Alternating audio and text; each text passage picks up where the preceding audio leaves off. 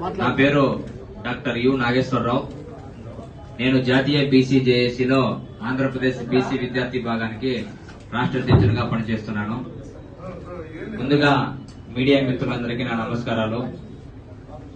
మీకందరికీ తెలిసిన విషయమే, తిరుమల తిరుపతి దేవస్థానంలో త్వరలో టీటీడీ ఉద్యోగుల కోఆపరేటివ్ సొసైటీ బ్యాంక్ లో ఎన్నికలు జరుగుతున్నాయి. ఈ కోఆపరేటివ్ సొసైటీ బ్యాంక్ ఎన్నికల్లో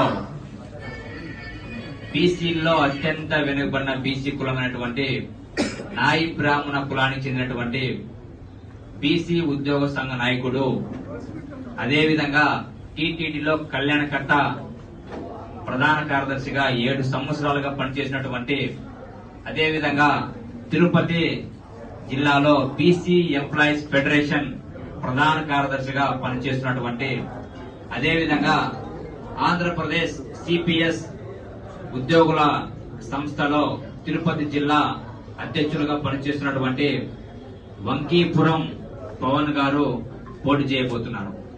కాబట్టి నేను కోరుకునేది ఏంటంటే, టీటీలో పనిచేసే ప్రతి ఉద్యోగస్తుడు వాళ్ళ గుండెల మీద చేయి వేసుకొని, ఈరోజు వంకీపురం పవన్ గారు చరిత్రలో ఉద్యోగుల కొరకు ఏ విధంగా కష్టపడ్డాడు, ఏ విధంగా వాళ్ళ సంక్షేమం కొరకు ముందుకెళ్లాడు, ఏ విధంగా వాళ్ళ హక్కుల కోసం పోరాటం చేశాడు మీకందరికి తెలిసిన విషయమే. కావున ఈ రోజు మీకందరికి నేను చేతులెత్తి నమస్కరిస్తూ ఒకటే కోరుకుంటున్నాను. టీటీడీ బ్యాంకులో దాదాపుగా 6,000 మంది ఉద్యోగస్తులకు సభ్యత్వం ఉంది.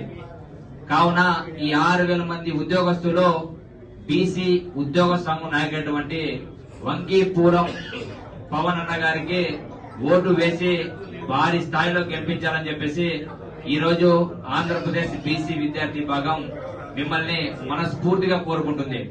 అదేవిధంగా వంకీపురం పవన్ గారు పూలే ఆశయాలను, అంబేద్కర్ ఆలోచన విధానాన్ని, మండల్ కమిషన్ ను ఇంప్లిమెంట్ చేసే విధంగా భవిష్యత్తులో కూడా పోరాడతాడని చెప్పేసి నాకు ప్రగాఢ నమ్మకం.